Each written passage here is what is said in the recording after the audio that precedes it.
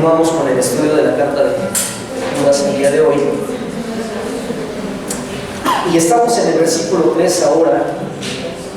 Ayúdenme leyéndolo todos juntos, el puro versículo 3 nada más. Dice así: amados, la gran solicitud que tenía de escribiros acerca de nuestra común salvación, me ha sido necesario escribiros exhortándoos que contendáis ardientemente por la fe que ha sido una vez dada a los santos. Ahora les pido que no la pierdan, pero pasemos a Evangelio de Juan capítulo 3. Juan capítulo 3. Y vamos a leer del 1 al 3. Juan 3, del 1 al 3.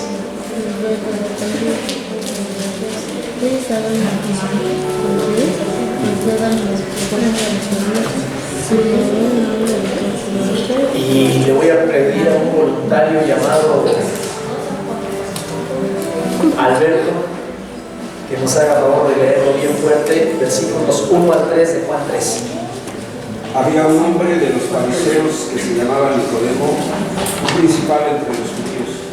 Este vino a Jesús de noche y le dijo: Rabí, sabemos que has venido de Dios como maestro, porque nadie puede hacer estas señales que tú haces si no está Dios con él.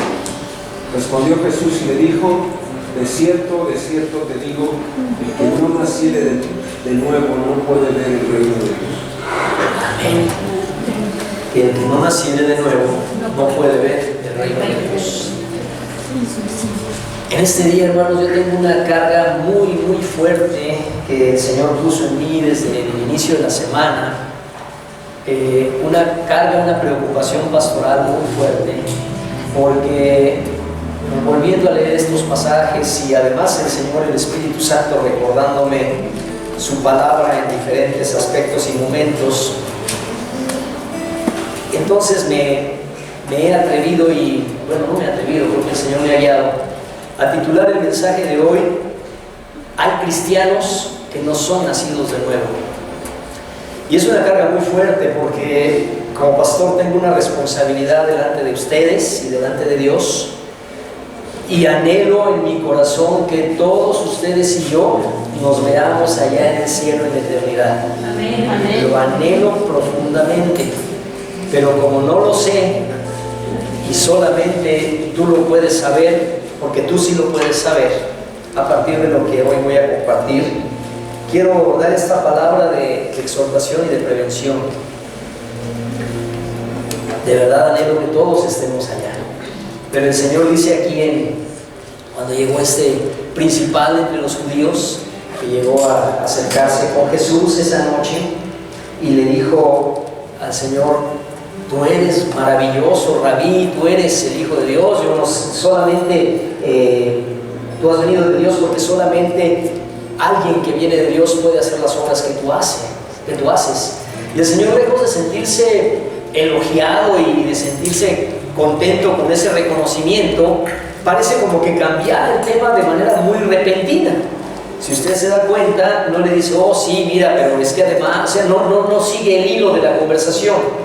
Si usted revisa aquí este pasaje, en lugar de seguir el hilo de la conversación, el Señor le da un giro repentino y le dice a Nicodemo: te digo algo muy importante. Cuando dice de cierto os digo, la frase nuestra sería: te digo algo muy importante, ponme mucha atención. Fíjense, llega Nicodemo y dice: Señor, Rabí, tú has venido de Dios, yo lo reconozco, porque solo tú puedes hacer las obras que tú haces. Y Jesús le dice: te voy a decir algo, ponme mucha atención, porque es de vital importancia. De verdad, ponme atención. Y le dice: el que no naciere de nuevo no puede ver el reino de Dios. Nicodemo no venía preguntándole nada respecto al reino de Dios. Nicodemo no venía preguntándole nada respecto a nacer de nuevo. De hecho, cuando le dice esto Jesús, y si usted continúa después leyendo el pasaje, él se sorprende y se desconcierta y le dice, entra en un diálogo medio extraño, porque se extrañó y le dice: oye, Señor, a lo mejor Nicodemo tal vez haya tenido 45, 50, 60 años, no nos dice la edad que tiene. Y de pronto, como un hombre inteligente, como un hombre que razona, le dice: ¿de qué me hablas? ¿Cómo puede un hombre nacer de nuevo? ¿Puede acaso volver a entrar en el vientre de su madre y volver a nacer? Y ya Jesús le explica más. Pero yo me quiero detener en este punto. Es necesario nacer de nuevo para ver el reino de Dios. No podemos ver el reino de Dios si no nacemos de nuevo. ¿Y qué es el reino de Dios?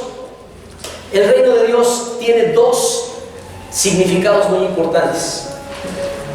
El reino de Dios es el reino eterno donde moraremos con Él eternamente, donde Él está en su trono en el cielo y el Señor Jesús a su derecha en su trono de gloria, gobernando a todo el universo y gobernando a todos los seres vivientes, los ángeles y los humanos que ya están allá, los que estamos aquí.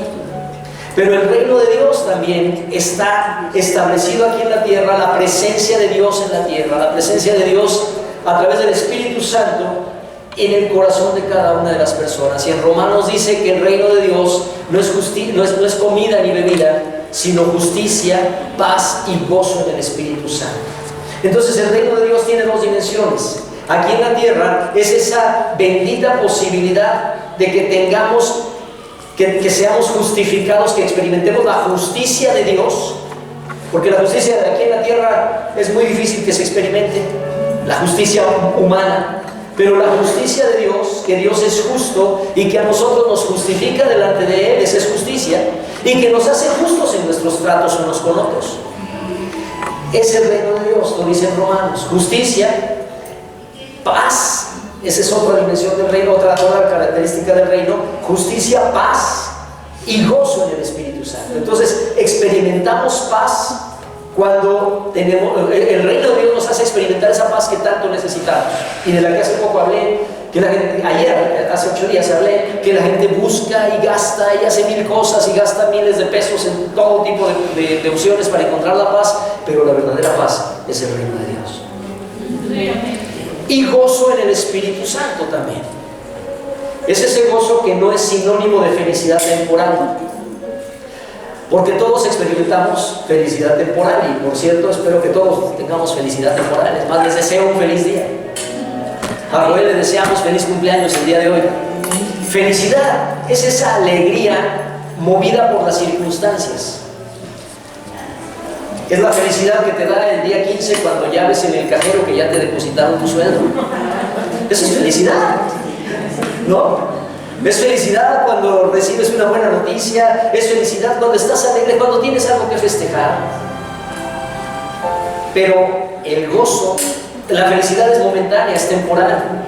Y la felicidad se alimenta por las circunstancias, al igual que la tristeza y la depresión, por las circunstancias. Pero el gozo es ese estado permanente de alegría en que Dios nos pone, independientemente de las circunstancias. Les platicaba hace 8 días también de Catalina, cuyo esposo murió hace 2 meses, y cómo ella, aún llorando, porque llora, aún en su duelo tremendo, ella también experimenta gozo, y ella anima a otros, y ella habla con optimismo de la vida, y ella tiene esperanza hacia adelante. Ese es gozo. Entonces el reino de Dios es justicia, paz y gozo, y dice el Señor muy claramente que nadie puede estar en el reino de Dios si no naciere de nuevo.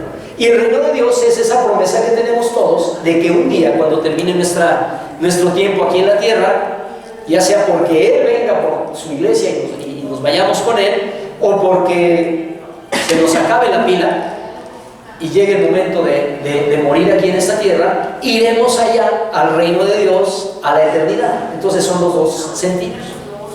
Es lo que hemos denominado desde hace mucho tiempo la salvación. Jesucristo vino a salvarnos del pecado y de la muerte eterna para darnos vida eterna. Entonces ese es el reino de Dios.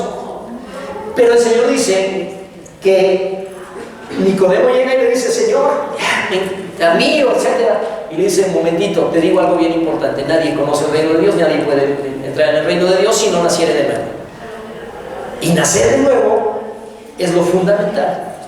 Nos regresamos a Judas y encontramos que en Judas él está iniciando su carta, y hasta acá algo muy importante.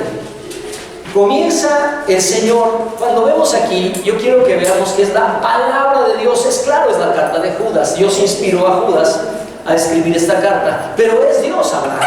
Por lo tanto, cuando vemos aquí el versículo 3 dice: amados, por la gran solicitud que tenía de escribiros acerca de nuestra común salvación, exhortándoos a que contendáis me ha sido necesario escribiros exhortándoos a que contendáis ardientemente por la fe que ha sido una vez dada a los santos. Ya sé que lo leí demasiado rápido, pero ya lo habíamos leído antes. Entonces, ¿qué sucede aquí? Vamos a empezar. El Señor nos habla en primer lugar con un enorme amor. Si en este momento Él comienza diciendo: amados, fíjate el amor con que Dios nos habla, nos dice amados, porque aunque el propósito de la carta, ya se los expliqué hace 3 semanas, el propósito de esta carta es evidenciar, descubrir, sacar a la luz a los engañadores. Versículo 4 lo vamos a ver con más detalle la próxima semana, pero sacar a la luz a los engañadores, aquellos que se infiltraron encubiertamente en las iglesias y que se infiltran hasta el día de hoy. En las iglesias, en todas partes, hay engañadores que se infiltran encubiertamente y que lo que ellos tal vez consciente o inconscientemente hacen es convertir la gracia de Dios en libertinaje. Lo veremos más adelante. Otros definitivamente, y eso es un hecho real, lo hacen con la intención total de destruir. Hay personas que se infiltran con esa intención total de destruir las iglesias. Son emisarios de Satanás para destruir. Y pueden comenzar por destruir desde la reputación del pastor hasta todo lo demás. Y si se infiltran. Hace muchos años, cuando era yo como pastor de Getsemaní, era pastor auxiliar de Getsemaní, llegaron dos damas bastante guapas, se hicieron cristianas, eran hermanas las dos, muy guapas y jóvenes, unos 28 o 30 años las dos. Se hicieron miembros de la iglesia, hicieron todo el proceso de conversión y se bautizaron y pasaron por un tiempo de discipulado. No se dieron cuenta que porque no lograron captar eso. O sea, yo creo que Dios ahí Dios cegó los ojos de estas personas. Y no se dieron cuenta que yo era muy cercano al pastor y era pastor auxiliar de él. Entonces a mí como que no me tomaban en cuenta. Además yo estaba bastante joven, tenía 28, 29 años. Y siempre me he visto más chavo, no, quién sabe ahora, pero me veía más chavo de lo que soy. Me veía más chavo de lo que soy. Nadie creería que tengo 80 años, pero pues si de por sí me veía chavo, entonces pues era un muchacho ahí que se le pegaba al pastor, pensaron que era no sé, pero en fin, para no hacerles la historia larga, en cierto momento logramos descubrir que estas mujeres, las dos, venían de una secta satánica y que las dos, su intención era seducir al pastor y hacerlo caer, y si no caía, hacer el escándalo de que caía. Dios nos permitió, no voy a entrar en demasiados detalles, pero Dios nos permitió sacar a la luz esto y quedó confirmado que ellas venían de una secta satánica. Llevaban más de 2 años haciendo su labor, despacito.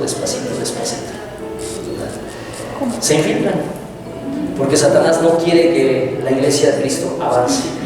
Satanás no quiere que la verdad sea proclamada. Pero bueno, esto será para la próxima semana. La intención de la carta es, y lo dice ahí, de descubrir, de delatar a los falsos cristianos que se infiltran. Pero es el amor que Dios tiene a sus hijos lo que lo mueve a inspirar esta carta. El amor de Dios, por eso inspira a Judas en esta carta y lo mueve a inspirar y a escribir estas líneas para evitar que caigamos en el engaño, para que tú y yo no caigamos en el engaño.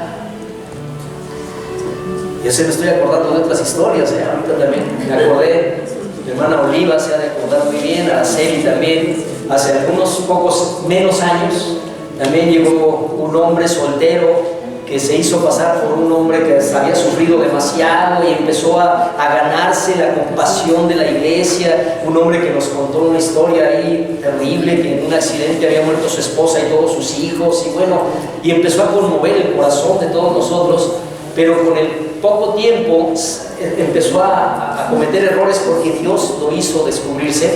Empezó a cometer errores porque él quería ganarse el corazón de los niños, fíjate nomás.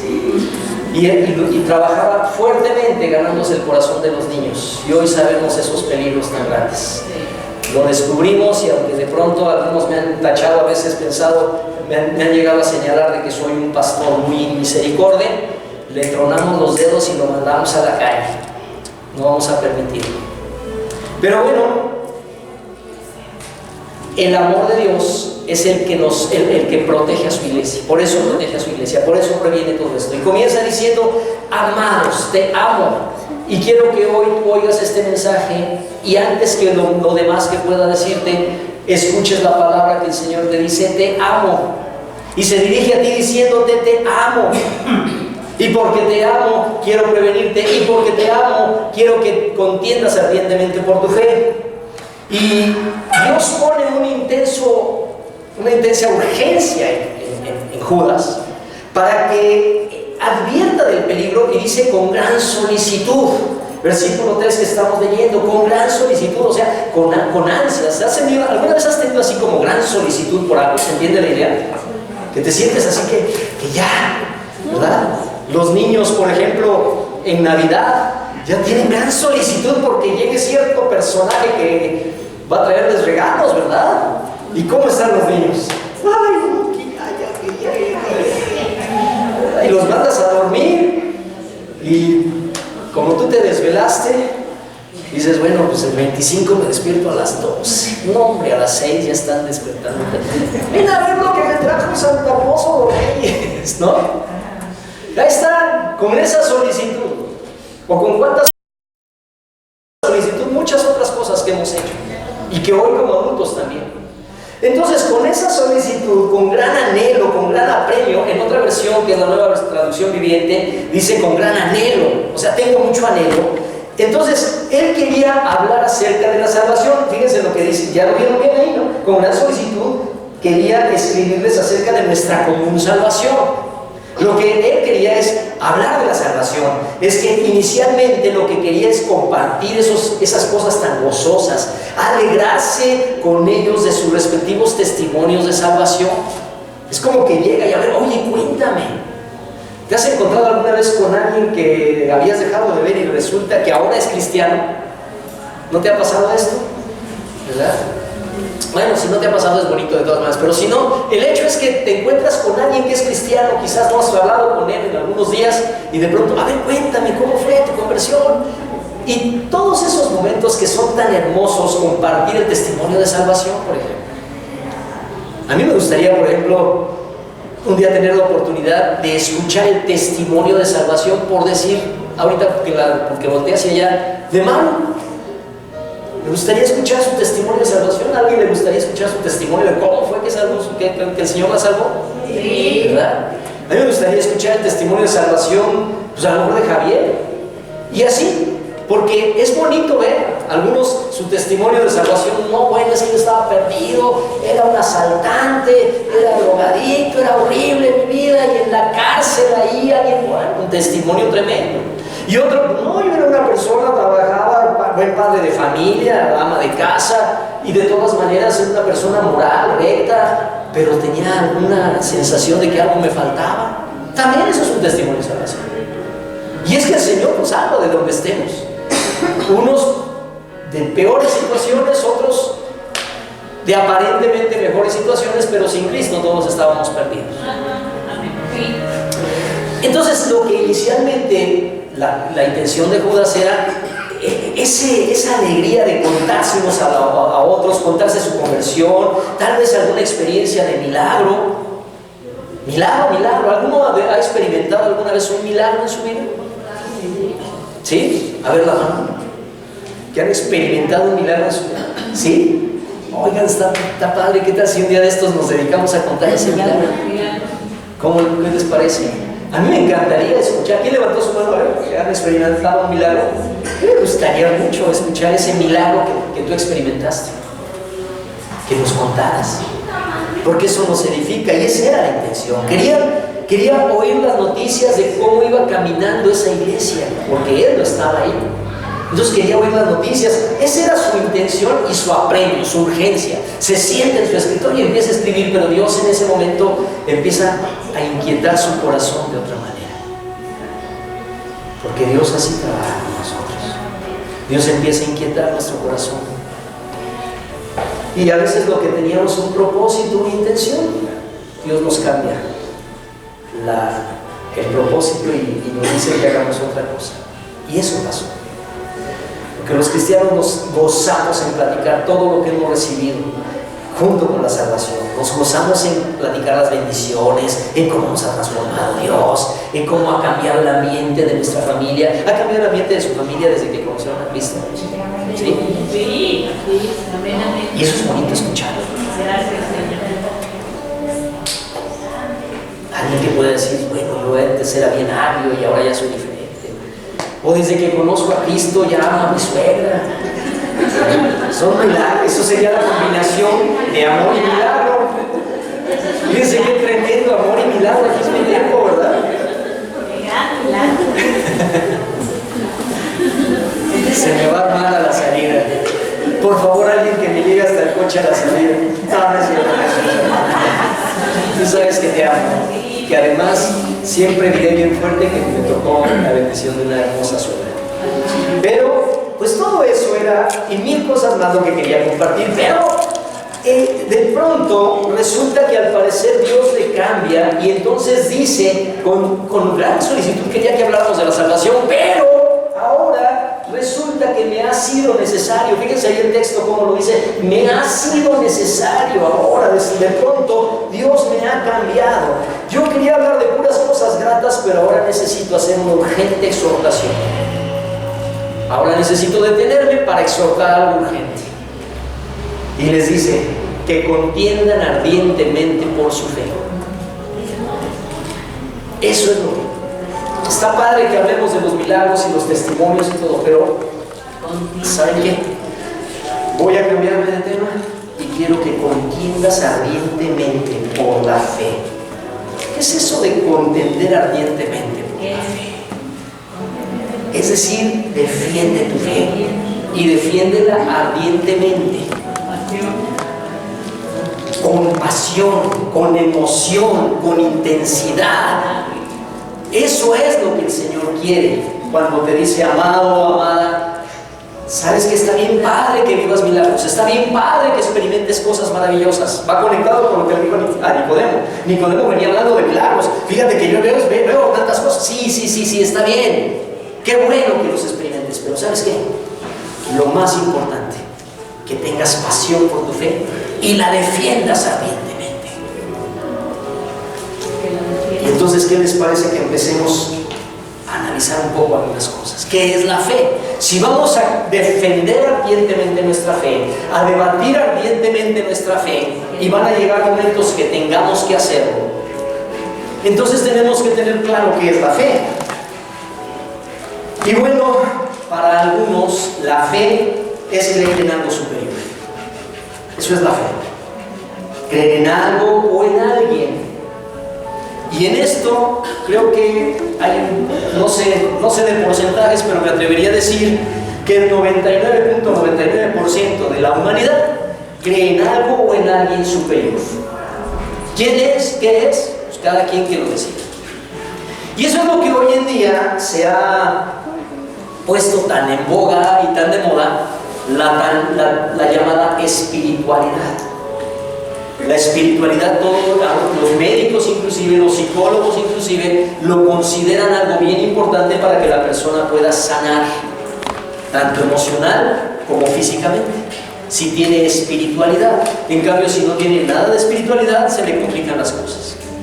Entonces, para algunos la fe es creer en algo superior, en un ser superior o alguien. Inclusive te llegan a decir, pues si no quieres creer en Dios, cree en ti mismo, pero ¿qué? ¿No? Y ten espiritualidad. Bueno, Eso es para algunos. ¿Pero qué es la fe? Para otros, pues también para otros es pensar positivamente. Eso es tener fe. Piensa positivamente, piensa bien, y hasta te dicen: ten la suficiente fe y verás. ¿Pero fe en qué? Pues tú ten fe. Es que no tengo trabajo y ando buscando. Tú ten fe que lo vas a tener. ¿Pero fe en qué? Pues ten fe. Basta con creer positivamente, declarar positivamente, y eso, en mi opinión, es lo que yo llamaría tener fe en la fe. Hay gente que tiene mucha fe en la fe.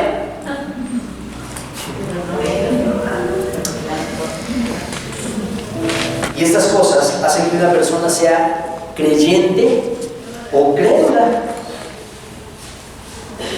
Hoy muchos creen en los ángeles, ¿verdad? Los angelitos. Son creyentes, son crédulos. Pero quién sabe si sean cristianos. Pero creyentes sí son. Para otros la fe es simplemente creer en Jesucristo. Y al decirlo de esta manera, esperaba que ya al menos alguien levantara las cejas y... ¿Cómo que simplemente creer en Jesucristo, que no es más que suficiente? Pues ¿qué crees que no? Porque para algunos es creer simplemente en Jesucristo. En otras palabras, nosotros mismos, los cristianos, nosotros, los cristianos, o aquellos que son cristianos nacidos de nuevo, esto ya lo veremos al final. Pero muchas veces nosotros nos hemos cometido el error de no detenernos a pensar y a relacionar lo que dice Jesucristo, lo que dice la Escritura.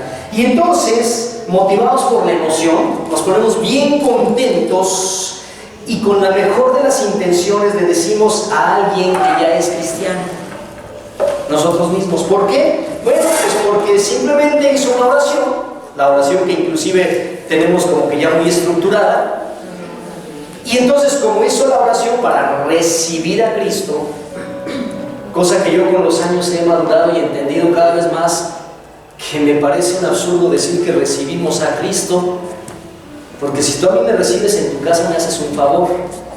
Si tú a mí me recibes en tu casa, yo me siento contento de que me hayas invitado, no tenías por qué hacerlo. Entonces recibir a Cristo es como hacerle un favor a Cristo. Y llegamos a esa idea de recibimos a Cristo, cuando que lo que verdaderamente tenemos que hacer es entregarle nuestra vida a Cristo.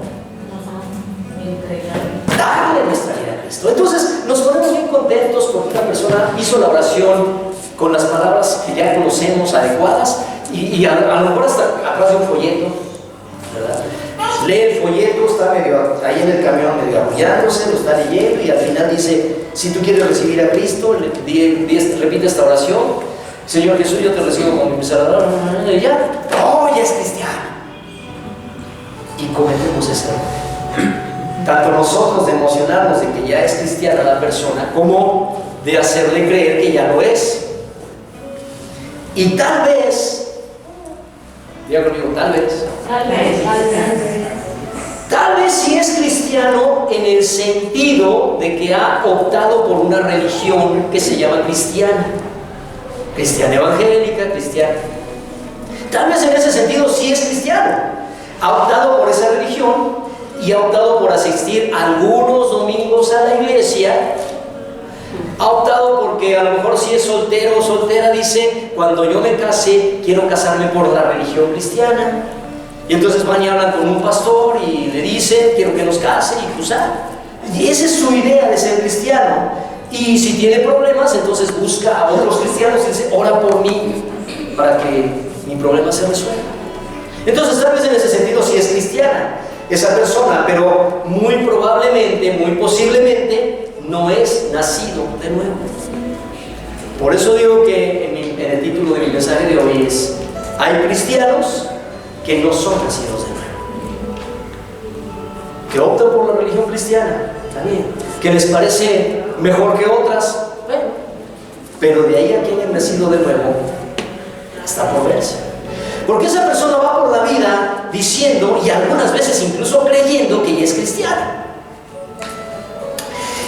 Y es que hizo esa declaración de fe pero no va respaldada, no está respaldada por una verdadera transformación. Y ustedes y yo conocemos este caso. O a lo mejor ustedes y yo formamos parte de este grupo, en que tomamos la religión cristiana, asistimos a una iglesia cristiana cuando podemos, pero en verdad no hay una verdadera transformación en nosotros o en esa persona. Esa transformación es lo que Jesucristo, cuando habló con Nicodemo, le llama nacer de nuevo. ¿Cómo se llama? Nacer de nuevo. Nacer de nuevo. Vamos a repetirlo, dice el Señor Jesús. Es necesario nacer de nuevo. Es necesario nacer de nuevo. Amén. Ese es el nuevo nacimiento. ¿Y cómo comienza el nuevo nacimiento? El nuevo nacimiento comienza con arrepentimiento genuino por el pecado y un cambio total de manera de vivir.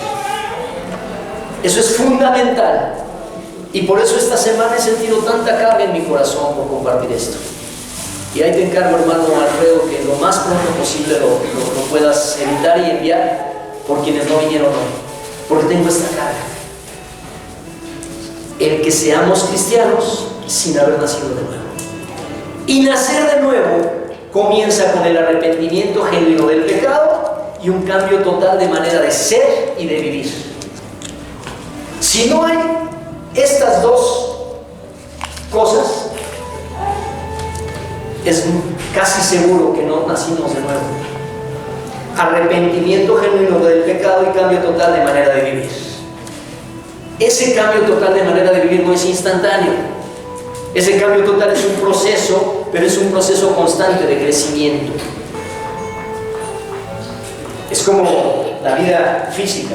El nuevo nacimiento, porque la vida espiritual comienza con un nuevo nacimiento. Y es como la vida física. Un recién nacido no es el mismo al momento que nace que 24 horas después. ¿Han notado la diferencia? ¿Cómo cambian en 24 horas? Y no es lo mismo 24 horas después que 3 meses después, que 6 meses después, o que 50 años después. ¿Verdad? Es un proceso de cambio. Pero lo importante es que ese cambio inicie, ese cambio total de manera de ser y de vivir, ese nuevo nacimiento. Ese bebé, mientras estuvo en el vientre de su madre, estuvo ahí bien calientito, en su bolsa, recibiendo por el cordón umbilical todo. Ese fue su modo de vida. Pero no se puede quedar ahí. Tiene que nacer. Y una vez que nace, tiene que crecer. Y así es la vida cristiana. Pero el punto de partida es el arrepentimiento. El Evangelio desde el principio está relacionado con el arrepentimiento. Quiero que consideremos varios versículos. Si los encuentras, está bien. Si no los encuentras, escúchalos. Los que están anotando. Mateo 3, versículo 1. En aquellos días Juan el Bautista llegó al desierto de Judea y comenzó a predicar. Su mensaje era: arrepiéntanse de sus pecados y vuelvan a Dios, porque el reino de los cielos está cerca. Estoy leyendo lo de la Nueva Traducción Viviente. Ahí comienza el mensaje de Juan el Bautista, predicando en el desierto junto al río y diciéndole a toda la gente: arrepiéntanse de sus pecados y vuelvan a Dios, porque el reino de los cielos está cerca. En Mateo 11:20 dice que luego Jesús comenzó a denunciar a las ciudades en las que había hecho muchos milagros, porque no se habían arrepentido de sus pecados. Es Mateo 11:20, si lo quieren buscar. Fíjate qué tremendo situación. Jesús había entrado a varias ciudades. Ahí había hecho milagros. No dice cuáles, pero probablemente se refiera a la resurrección de un muerto, a la sanidad de un leproso, a la sanidad de la mujer con un flujo de sangre. Probablemente se refiera a devolverle la vista a los ciegos. Probablemente se refería, para entonces ya había sucedido o no, a que él podía detener las tempestades. Muchos milagros. Además sabemos que Jesús hizo muchos más milagros de los que están consignados en la Biblia, porque el mismo Evangelio de Juan dice que hizo Jesús, al final del Evangelio de Juan, encuentras esta declaración. Hizo Jesús muchas otras señales, muchos otros milagros, los cuales no están escritos en este libro. Y todavía agrega, dice, si se escribieran, no alcanzarían los libros en el mundo. Así que Jesús no solo sanó a uno que otro leproso, a uno que otro ciego, no solo resucitó a Lázaro o a la hija de Jairo, Jesús hizo muchos milagros. Y aquí en Mateo 11:20, si ya llegaste, dice que Jesús comenzó a denunciar a esas ciudades, a donde él había hecho muchos milagros porque no se habían arrepentido de sus pecados. Fíjate qué tremendo. Muchas personas pueden recibir milagros, muchas personas pueden experimentar sanidad, que ya por fin tuvieron trabajo, pueden experimentar reconciliación en su matrimonio, pueden experimentar incluso milagros sobrenaturales, un tremendo accidente y salir ilesos, y sin embargo, aún no ser nacidos de nuevo, no arrepentirse de sus pecados. Pueden recibir milagros y no arrepentirse. En Hechos 3:19 encontramos cuando le preguntan a los discípulos de Jesús, ¿qué haremos para ser salvos? Y le contestan, ahora pues arrepiéntanse de sus pecados y vuelvan a Dios para que sus pecados sean borrados, y entonces de la presencia del Señor vendrán tiempos de refrigerio. Otra vez la misma línea. Todo comienza con arrepentimiento. ¿Cómo le hacemos para ser salvos? Arrepiéntanse de sus pecados y vuelvan a Dios, para que sus pecados sean borrados y vengan de la presencia del Señor tiempos de refrigerio. Nosotros los cristianos de este siglo y de esta segunda mitad, bueno, del siglo pasado, ya se me olvida que soy del siglo pasado, pero los cristianos de los últimos 40, 50 años para acá, yo me incluyo y me reconozco, hemos diluido el mensaje del Evangelio a solamente decirle a las personas, recibe a Cristo para que seas feliz, recibe a Cristo para que te vaya bien, recibe a Cristo para que no tengas problemas. Y no le pedimos nada más a la gente. Y sin habernos dado cuenta, y probablemente mejor dicho, estoy casi totalmente seguro que sin una mala intención, pero no les hablamos claro del arrepentimiento. Y tal vez a ti, mi amado hermano, hermana, por eso mi carga de hoy, tal vez a ti, yo como tu pastor, o quien te compartió el Evangelio, no tuvimos el cuidado de hablarte claramente del arrepentimiento. Y si no te hemos hablado claramente del arrepentimiento, y si no has tenido en claro que el arrepentimiento es el punto de partida para entrar en el reino de Dios, entonces no eres nacido de nuevo. Y eso verdaderamente me angustia y me preocupa. Porque al reino de Dios, a la vida eterna, no van a entrar los miembros en una lista de una determinada iglesia.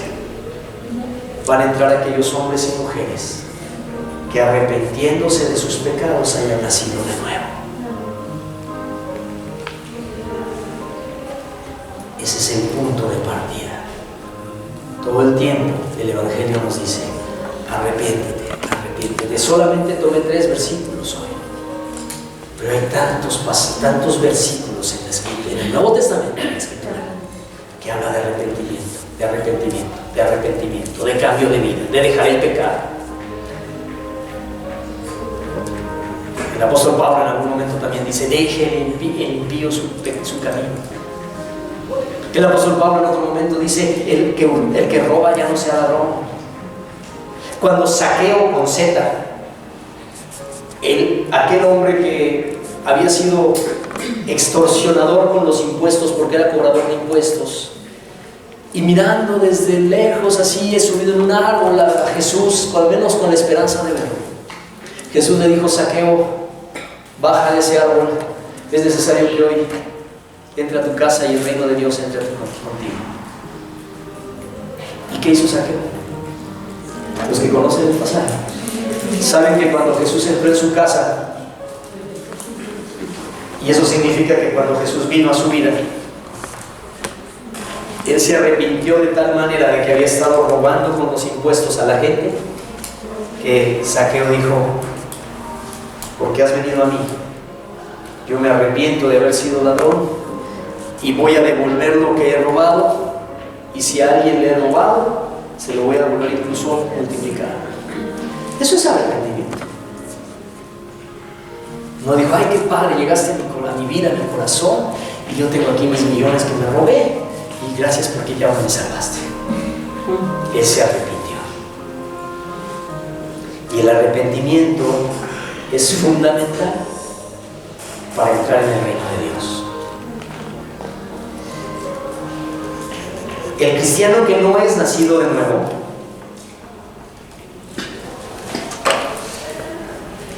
y créanme que esto no es, en realidad es una contradicción, pero así es. Hay cristianos que no han nacido de nuevo. Hay evangélicos que no han nacido de nuevo. Y algunas de las características, algunas, no todas, pero algunas de las características del cristiano que no ha nacido de nuevo, pues de entrada no siente ninguna necesidad de arrepentirse. Sigue como está, y su pecado no le estorba, su buena manera de vivir no le estorba. El cristiano que no es nacido de nuevo no tiene deseo de leer la Biblia.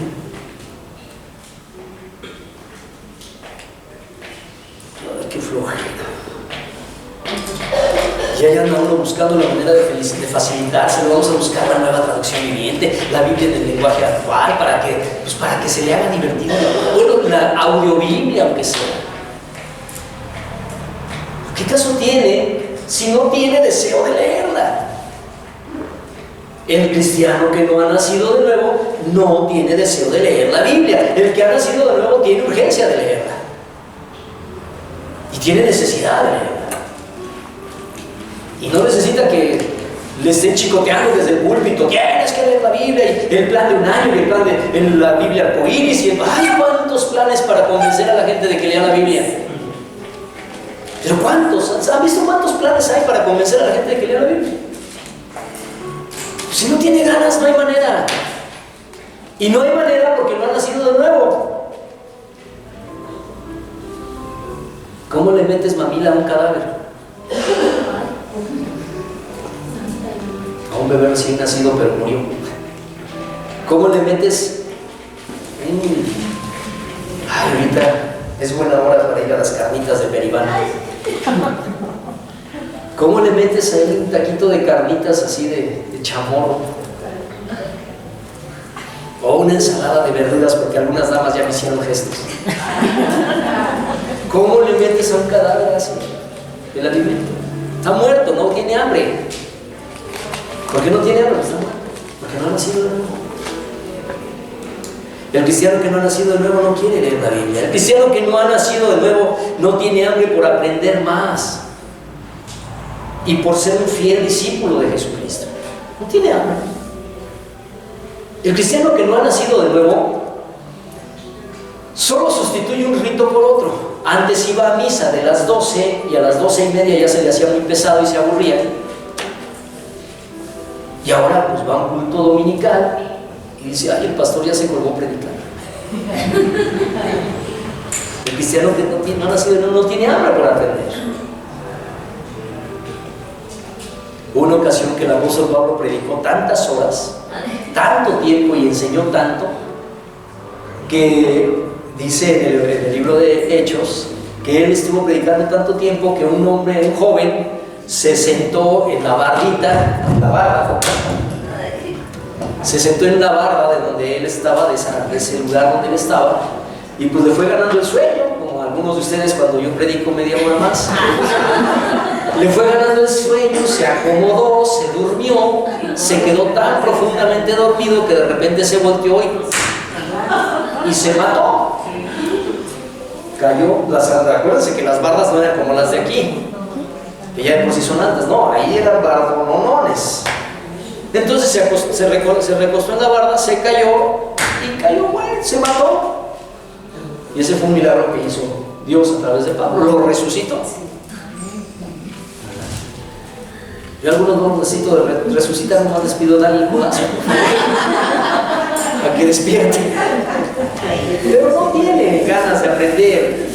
Imagínense las ganas que tenían de aprender aquellos que pasaban horas escuchando la palabra y preguntando, porque no era puro discurso, era enseñanza. Entonces preguntaban y pasaban horas y horas. Algunos pastores dicen o decimos que mejor nos apuramos, no vaya a ser que nos dejen que cerremos la puerta y apaguemos la luz, el último apaga la luz. Hermanos, tal vez hoy estoy un poco intenso en esto, pero de verdad tengo una gran carga en mi corazón. Porque el cristiano que no ha nacido de nuevo no siente necesidad apremiante por entrar en comunión con Dios en oración. Y yo te pregunto, durante la semana tienes esa necesidad urgente de entrar en oración, en comunión con Dios en oración. ¿O es necesario que alguien te esté diciendo, vamos a orar, espérame al rato? El que ha nacido de nuevo, le urge entrar en comunicación con papá. Mi sobrina Isabel, sobrina nieta, ahora ya tiene creo que 6 meses, sí tiene 6, ahora no me acuerdo, 6 o 7. Me platican, bueno, la vemos muy seguido, pero me platica mi sobrina, su mamá, que ahora le ha dado porque si está solita, inmediatamente llora. Mientras haya gente, no importa quién esté, pero está contenta. Pero en cuanto se siente que está solita, que todo se pone a llorar. ¿Por qué? Pues porque tiene necesidad de comunión, especialmente con su mamá. Ese es el cristiano que ha nacido de nuevo, tiene necesidad de comunión con Dios. Entonces el cristiano que no ha nacido de nuevo no tiene necesidad de arrepentirse, no lee la Biblia, no tiene de ser su discípulo, no tiene necesidad de orar. No levante la mano nadie, pero si palomeaste alguna de estas, este mensaje, Dios me lo dio para ti. En Mateo 3, versículo 8, hace rato leímos 3:20, ahora 3, versículo 8, dice: demuestren su forma de vivir, demuestren en su forma de vivir que se han arrepentido de sus pecados y han vuelto a Dios. En la Biblia que tenemos todos, dice, hagan pues frutos dignos de arrepentimiento. Demuestren en su forma de vivir que se han arrepentido de sus pecados y han vuelto a Dios. Entonces, el arrepentimiento es fundamental. El cristiano que ha nacido de nuevo, el que sí ha nacido de nuevo, reconoce la importancia del arrepentimiento y ha encontrado libertad en el perdón de sus pecados y en su nueva manera de vivir. Ese es el que ha nacido de nuevo, el que reconoce que es necesario arrepentirse. No solo arrepentirse un día de sus pecados, sino arrepentimiento constante. Porque al final de cuentas seguimos pecando. Ya no amamos el pecado, aborrecemos el pecado, porque aborrecemos lo que Dios aborrece y amamos lo que Dios ama. Y porque aborrecemos el pecado, cada vez que pecamos nos arrepentimos. No es que no pequemos, ahora la diferencia es que nos arrepentimos. Antes yo pecaba y me justificaba, ¿no? Antes yo pecaba y decía, no, bueno, pues es que pasó esto. Bueno, es que... Y siempre encontraba una justificación, pero no me arrepentía. Lo más que me sucedía cuando yo no tenía a Cristo en mi corazón y no había nacido de nuevo, lo más que me llegaba a pasar es que tenía remordimiento si había una consecuencia. Porque si no había consecuencia no pasaba nada. ¿Cuánta gente engaña a su esposa o a su esposo? Adultera. Y mientras no pasa nada, pues todo bien, ¿eh?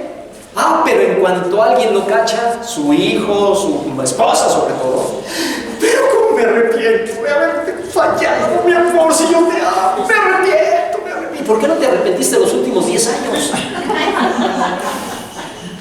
¿Por qué esperaste a que te cacharan, por Dios? Eso no es arrepentimiento, eso es dolor por las consecuencias. Mientras no era nacido de nuevo, yo no me arrepentía. Yo me justificaba o me preocupaban las consecuencias. El cristiano que sí ha nacido de nuevo reconoce la importancia del arrepentimiento y ha encontrado la libertad en el perdón de sus pecados. Qué liberador es cuando verdaderamente Dios nos perdona porque nos arrepentimos. Y eso es tan liberador. ¿Cuántos lo han experimentado? La otra no, entonces este mensaje sí era para ustedes. Es tan liberador. El cristiano que ha nacido de nuevo se distingue por varias características, y otra vez, no todas, pero mencionaré algunas de ellas. Se distingue el cristiano que ha nacido de nuevo en que aborrece el pecado y ama la voluntad de Dios revelada en la Biblia. Y entonces cuando no sabe algo, lo busca. Y si no sabe dónde buscarlo, pregunta. Pero ama la voluntad de Dios revelada en la Biblia y aborrece el pecado. Esto no quiere decir que no peca. Significa que cuando peca, ahora sí se arrepiente.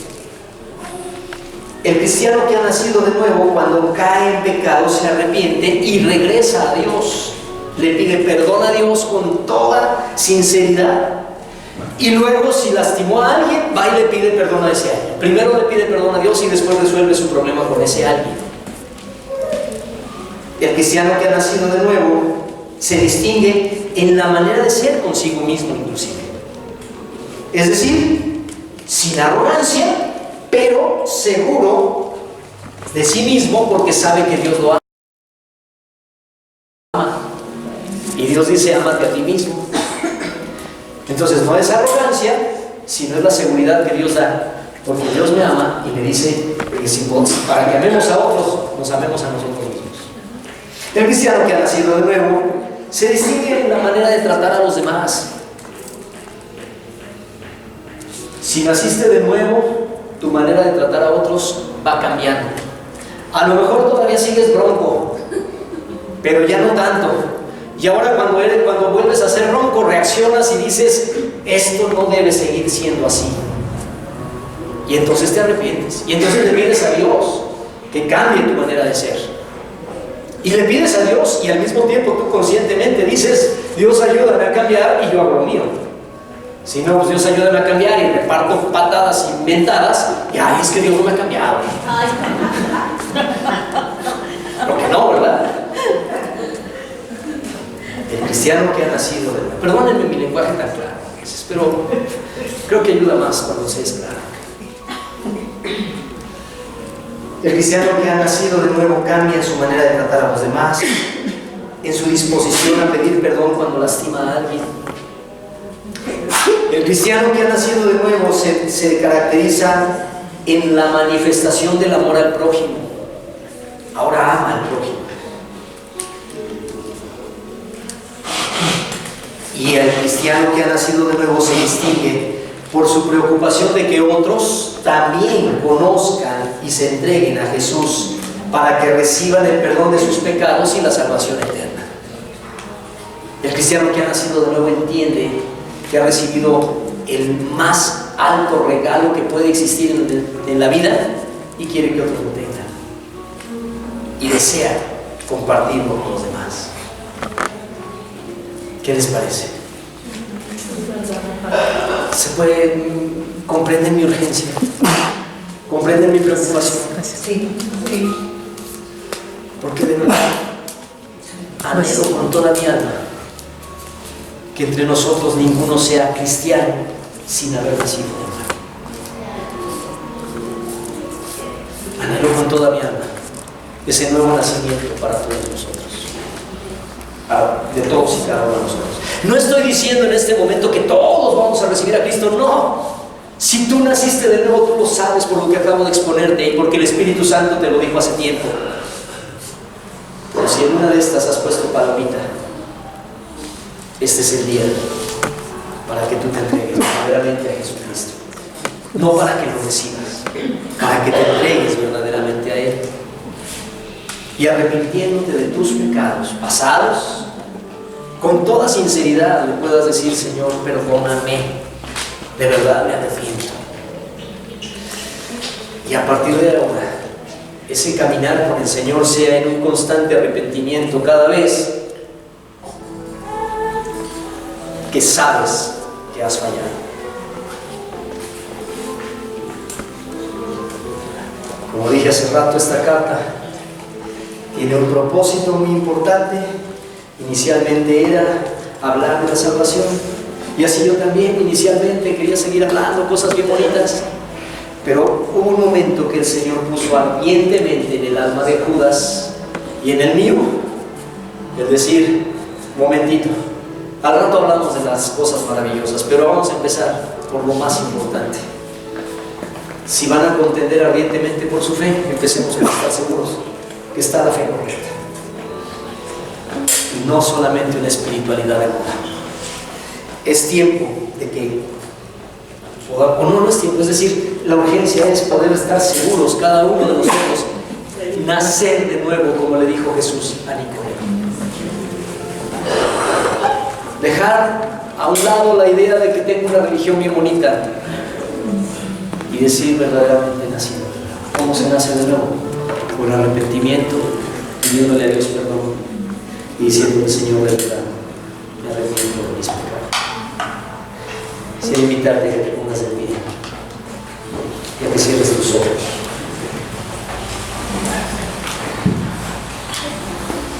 Y a que te tomes un momento largo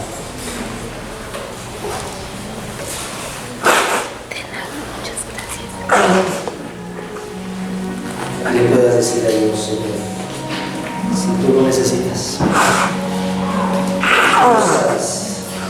Cada uno sabe si este mensaje fue diseñado para usted. Y esto es entre tú y Dios. No voy a pedir que pase al frente, no voy a pedir que levantes su mano. Esto es entre tú y Dios. Si en este momento y en este mensaje el Señor te mostró y te reveló que aún no has nacido de nuevo, que Él ahora te abre los brazos y te dice: ven a mí, arrepiéntete de todos tus pecados para que puedas entrar en el reino de Dios. Arrepiéntete sinceramente, profundamente, y ven a mí. Ven a tu vida, entrégamela totalmente, porque es necesario nacer de nuevo para entrar en el reino de los cielos.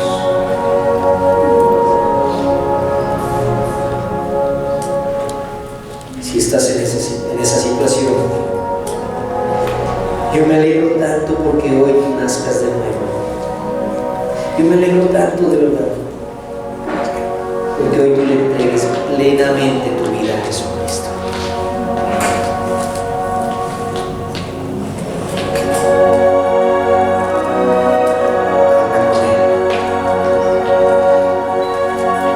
Habla con Él. Habla con Él tú también, hermano, hermana, que ya naciste de nuevo. Habla con Él y reafírmale tu entrega, y reafírmale tu obediencia total, tu amor incondicional, tu arrepentimiento constante por cada una de las fallas que Dios te dio. Y dale las gracias porque esta es mi ama.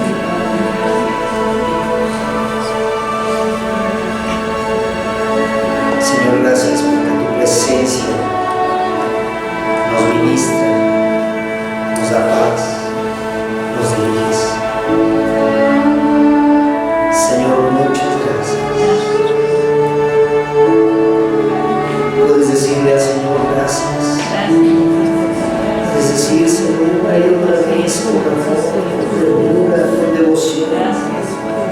Gracias, Señor. Gracias, Señor. Gracias. Maravilloso Dios. Te amamos.